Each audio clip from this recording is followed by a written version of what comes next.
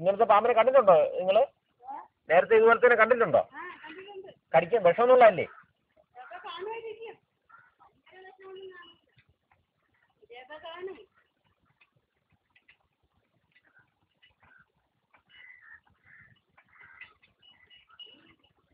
അങ്ങനെ ഫുള്ളും അകത്താകും കേട്ടാ.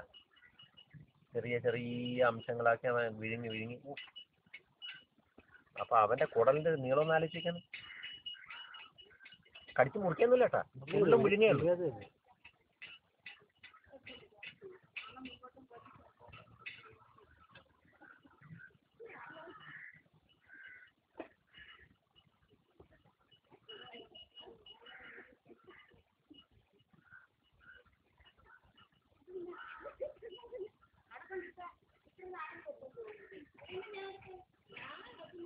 മറ്റവന്റെ ജീവൻ അവനറിയാം, ഇനി അവനെ കിട്ടൂലെന്ന്.